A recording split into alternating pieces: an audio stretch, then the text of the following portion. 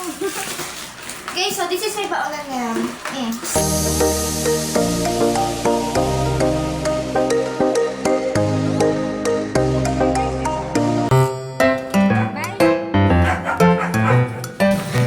Thank you, kuya. Okay guys, unbox tayo. Unboxing again. This is my birthday today. Walang katapos. Hello everyone! So, ito na nga yung ganap after namin magsimba at kumain sa labas. Habang ako nagpapahinga kami dyan, ay may dumating na naman na para silang aking anak. At syempre, tuwang-tuwa na naman ang anak ko at may bubuksan naman siyang gift from Shopee. A few moments later. Oh,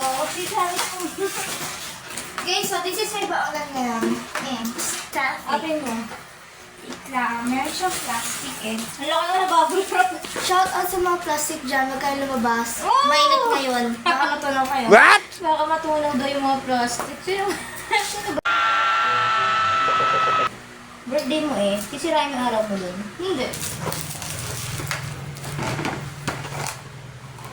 Oh my gosh, you can do this guys. So, oh my gosh. Ang ganda. Nakakatuwa nga lang din talaga dahil, alam mo yung kahit lunchbox lang at tumbler lang yung isa sa mga na-receive niyang regalo sobrang saya niya na. At alam ko naman na nagagamit niya talaga araw-araw sa school.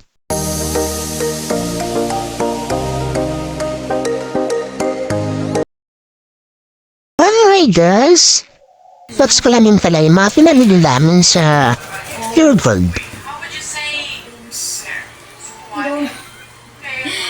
Bawal yan sa'yo.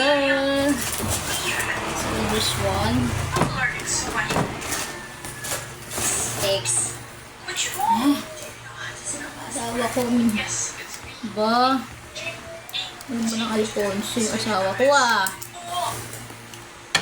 Well, one week stock yung naman yan. Halos lahat na ay purchase ka. Mga lettuce, lemon, biscuit, tapos mga pang-almusal niya. Tapos yung mga wala na sa bahay, yung mga pinang-pinamba sa bahay, katulad na sofa, toyo, ganun. Tapos yun na, ang dami pa namin yung fake out sa Jollibee po. Sana ang pinagbukasan pa namin yan dahil tatlo lang naman kami sa bahay.